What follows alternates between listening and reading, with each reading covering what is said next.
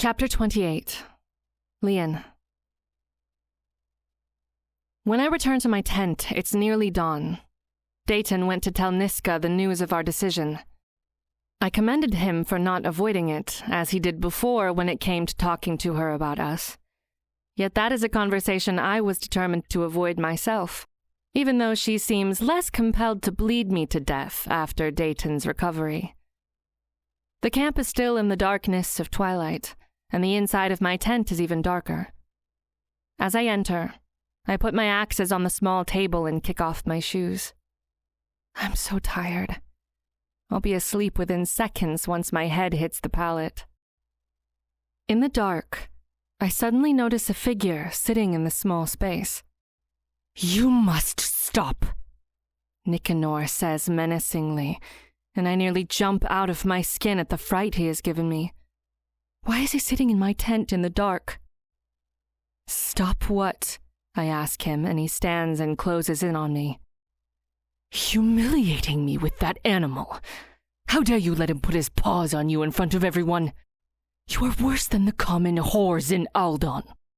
Even they will not be caught dead with the cursed one." He spits at me. Rage fills me at the sound of his words. "I never asked for your opinion, and I sure don't want it now." "Baby brother," I say, emphasizing the baby. "What you want is insignificant," he snarls imperiously.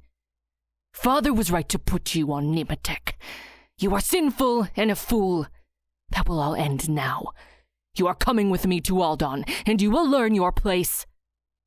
I bark a laugh at that. "You're a joke," I snap at him. In what world does he think I will ever go with him? As my insult hits him, his entire body goes rigid and he roars at me. "I'm a joke? You fucking whore!" And he backhands my face so hard that only because he grabs me with his other hand do I not drop to the floor. His red eyes glint with malevolence. He pounds me in the jaw, and I half expect my teeth to fly out of my mouth. Pain explodes on my face and I can barely breathe, let alone cry for help. His hands then grip my throat and I suddenly can't breathe at all. I try to fight him. I've killed at least 3 demicads today on my own. Dayton taught me well, but he never taught me how to fight my kin. I never thought I would need such a lesson. I claw at him, but he doesn't even flinch at the blood I draw from his face. My axes are out of reach, my left arm weak from my wounds, and there is nothing I can do to make him stop killing me. My vision goes dark and my lungs burn. Nicanor trips me to my pallet and kneels on my stomach. I feel the little air left in me deplete under his weight. His hold on my neck only grows stronger. His knees are squashing me heavily, painfully. "You can't call your animals for help if you can't breathe. Not even that beast you let befoul you," he says with disgust. I'm running out of air, and I have nothing left to fight him. I hear a woman shout. Maybe it's my mother's spirit. It saddens me to think that she can see her son murdering her daughter from the afterlife. I feel ice cold, and I know I'm dying because it doesn't hurt anymore. And that's the most frightening thing of all, not to feel the pain. But suddenly, Nicanor crashes over me and his hands go limp. The air is back in my lungs and feels like knives. Someone flips Nicanor off me, and the next thing I see is Lian. She pulls me to sit up. I'm coughing and wheezing from the return of air. Nicanor lies on the ground, one of my axes deep in his back. His eyes are wide open. Lian is trembling violently, and she throws herself over him and bursts into heartbreaking sobs. My sister killed my brother. I crawl to her as she cries and hold her. She's inconsolable, because she just saved my life by taking his. After a few minutes, she stops crying. Her body still trembles. "How did you know he was here?" I ask. She sniffs. "I followed him. I had a bad feeling. You and Dayton kissed where the Aldonians could see. You know how those assholes are. I could see how aghast he was, but I never thought it would come to this. My blouse is drenched in her tears. She takes a deep breath and stands, and she's Lian again, composed and haughty. And I know that I will never see her cry again. You must go to Aldan, she tells me, and that is such a strange thing that I think maybe I heard her wrong. Rod is dying. It is only a matter of days now. This will start bloodshed for the crown. I don't understand how my going to Aldan would be an answer to that. I frown at her. She makes no sense at all. You must take the throne. We can't let Doram take it. She starts pacing. You've lost your mind. I watch her incredulously, but she grabs me and shakes me hard. We don't have time for this. The only legitimate son of the king of Aldan is dead. Do you want his bastard son to take power? He's the head of the House of Blood. Do you understand what this means for Renya? Her voice is tinted with apprehension. I don't care what it means for Aldan or Renya. I'm going away with Dayton, and they can all burn for all I care. I shout to her because there is a dead body in my tent. Don't be ridiculous, she insists. If you truly love him, you won't let Doram take power. What happens in Aldan affects him, affects all the cursed ones, affects all of Amada. You do it. You take the throne, I snap. I'm the queen of Renya. My hair is blue. They would rather commit mass suicide than take me as their queen. I huff at that. All that is nothing to my promiscuity. I spent a month with him alone. I was seen intimately with him. I don't bother to mention what Ashar did to me. No one cares for a pure soul rapist when a cursed one is to be reckoned with. Fuck, she swears as my words sink in. She bites her fist and starts pacing again. Then she stops and says with resolve, Rashkan will help you. I gasp in shock that she would even suggest such a thing. Why should he? She starts pacing again. Because if Doram takes the crown, Rashkan is as good as dead. This is ridiculous. We'll both end up dead. And I'm going with Dayton. I'm not going back to that land of darkness, I say adamantly. But don't you see? The prophecy. It was there all along. This is your calling. Only you can bring light to Aldan, she exclaims. You could make them stop burning the widows, stop drugging girls with Nematech. And if you rule Aldan, you will be the head of the true religion. You could make a better reality for the cursed ones. Tell them they have been forgiven by Sun. They need no forgiveness. They've done nothing wrong, I argue. But they need to stop being hunted, she snaps in frustration. As Lian speaks, I begin, to my dread, realizing this is the true path. It's like a knife in my heart. Only Mongans died in the battle, and nothing changed for them. Not while the Aldonians rule Amada. The blood won't stop shedding, not even if the butcher retaliates. Not until Aldan changes. I can't. My words stumble from me. I don't even understand why Amada chose me. There could be no one less fitting than me for the task. You idiot, she barks curtly. No pure soul has received the submission of all Amadans before you. Father groveled to the Khazaris for decades. His ancestors before him groveled as well. And yet only to you do those whack jobs bow, giving away their precious lassos. And the damn butcher, leading his people to certain death for you. Who else have the cursed ones ever submitted to? They'd rather die than bow to a pure soul. All of them. And now the Queen of Renya has killed your only opposition. And even he didn't dare to slaughter the cursed ones when he had the chance in spite of the High Lords demanding it. A sob escapes her at the mention of our brother. Her words echo the things Dayton said to me. Maybe she's right.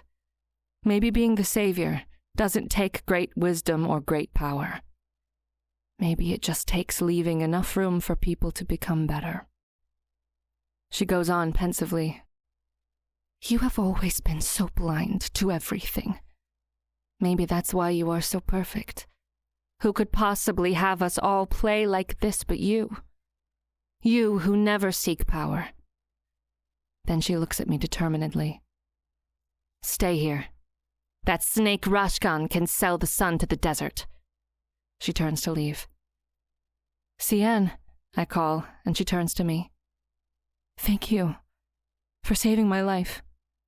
I know how much you loved him." "Don't ever thank me for killing him." Her voice is hollow. "Besides, it's my fault. I should have realized how deeply he got tangled with the Aldonian ways. It didn't have to come this far." I want to say that she's wrong, that this was probably inevitable, that this wasn't her responsibility, it was his. But she leaves without another word. I stand there in the tent with my brother's body lying on the ground. I watch myself in my small face mirror, and my fingers go to the bruises around my neck, where Nicanor tried to strangle me. There are clear marks from his fingers, and my face looks even worse. My lip is split. There are large, ugly bruises on my jaw and cheek. The skin below my eye is painfully swollen. The dawn light washes Nicanor's body, and his eyes are still open. I shut his eyes, and I weep. I weep for my baby brother, the one I lost so many years ago, whom our father and our home poisoned. Maybe he could have grown to be a different man. I weep for my sister, who has his blood on her hands. I know she will never forgive herself. And I weep for losing the dream of a life with Dayton. This is wrong. I have to find him and talk to him. As I stand up, Lian enters the tent and Rashkan follows. Rashkan is in his late 50s.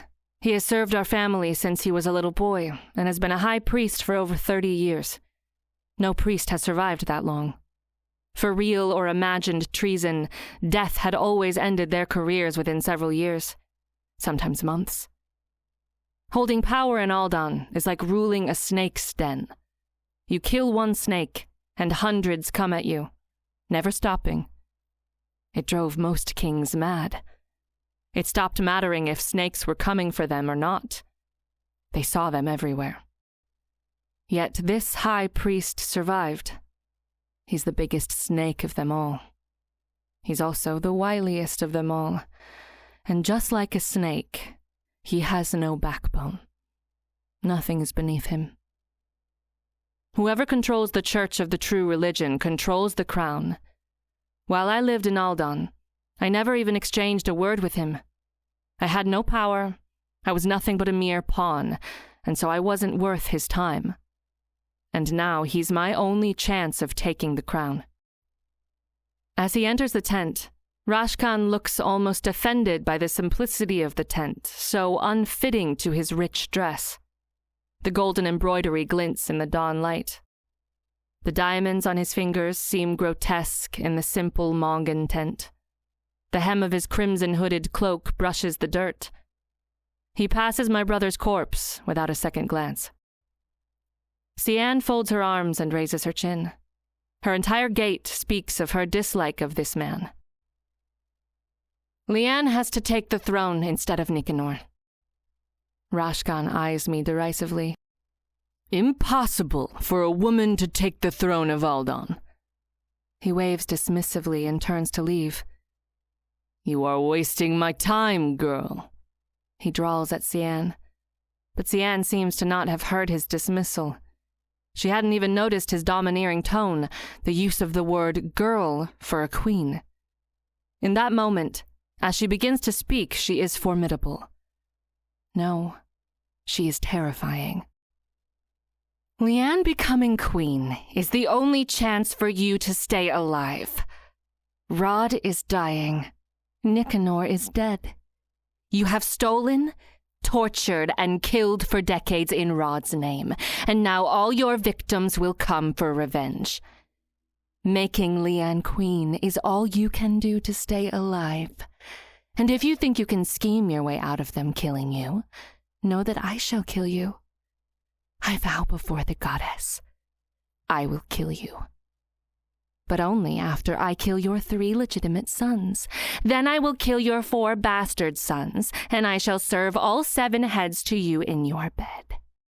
And when you wake amid your sons' heads, you will know your time has come.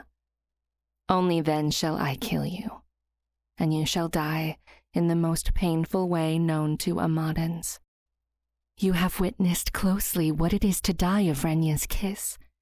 You stood and watched as Rutana and I were dying for a week, begging for the release of death. By the goddess, it will bring unspeakable pleasure to me to see you suffer as I once did under your indifferent eyes. Rashgan swallows hard. Her words are dripping with venom and promise. I don't know if Nikanor's death has shaken her so much or if the memory of her dying haunts her, but I believe her. I believe that she will take pleasure in killing this man and his children in the worst ways, and I don't want to dwell on what she has become. Every time I think badly of her, she does something noble, and every time I think of her with high esteem, she goes psycho. She is a conundrum to me. Rashgan sighs and massages his temples with his fingers. The truth is that if he wishes to live, he is tied to us. None of the other families will ever let him live, least of all Doram. As the head of the church, Rashgan knows all their dirty little secrets, and he used them to subdue them to my father and for his own benefit. And the Queen of Renya has just explained to him that even if he can escape that fate in some cunning way, Renya will see him dead. He knows firsthand that no Aldonian healer will ever be able to save him. How will you make me a queen? My mother is Renyan, my hair is white, and my mate is Mongan. How will you keep us both alive? I ask him, noticing how the words mate and Mongan make him cringe. He sighs, then says begrudgingly, First, we'll bring back Nikanor as a war hero. He was killed by the demicats. But he was seen after the battle, I interrupt him. Leave that to me, he grunts. It sounds ridiculous, but Cian doesn't seem to doubt he can pull it off, so I don't push it any further. You are the great savior. Sun subjected animals to your will. You have saved us from the demicats. Your hair is the mark you were given as the savior who will succeed in ruling all of Amada. You were chosen by Sun himself to rule all of Amada. All races bow to you, even the cursed ones. He pauses. But you are a virgin. I snort. Then I realize he was being serious. I am not, I quip at him, not bothering to mention it was not Dayton who made me such, but the pure soul Rod tried to ally with. I would rather not mention that, even to myself. Yes, you are. You are purer than any Aldonian woman who has ever lived. And anyone who says otherwise will be killed by the church for blasphemy, he insists. No. He can't take Dayton away from me. I'm not naive. I know he can't sit on Aldan's throne, but I will not erase him from my life. This is how I can make you queen. A cursed one can never be part of it. I'm not saying you can't be discreet. We all have our hidden sins, as your sister seems to understand very well already. His acceptance of my relationship in private is not lost on me, something my brother would never consider. Is he trying to please me? Or is he being pragmatic, seeking only power and was never a fanatic racist? I suspect it is both. I know that, but I won't hide him. I insist, unwilling to betray the love Dayton and I have. Then you'll die, as will I. He spreads his hands in acceptance. There must be another way. I frown and glance at Cian. Her face reflects my pain, and it's like being punched because she doesn't believe there is another way, and for some reason it saddens her. You are the one Amada speaks to. Tell me what other way there is, he says in an appeasing tone as if willing to consider another solution. But I know Aldan. My brother acted in a way most Aldonian men would. They would rather kill their sisters than lose face in front of other men. It happens all the time in Aldan for far less. Change takes time. You will have the power to redeem his people, to protect them from being hunted for their horns. You could give them land, but only if our people believe you to be a believer of the true religion. His voice is honey-coated as if he is already my advisor. No. I shake my head and fight the tears I feel in the backs of my eyes. You can't burn down the throne and still sit on it. He now sounds frustrated with my adamance. Then no one will sit on it, I challenge. That is not how power works. Power is never an orphan. It is never unclaimed. Lian intervenes. If Dorum takes the throne, what will he decide for the Cursed One's fate? For the Khazaris? For the Renyans? What will he choose for the Aldonian women? You can't pretend there will be no consequences for your absence from the race for power. There will not be a void. Would you hide your love to keep the throne? I ask her bitterly. I don't know how to answer that. Her voice is gruff. I do know, if I loved someone, I would do anything to keep them safe, including staying away from them, including hiding how I feel toward them.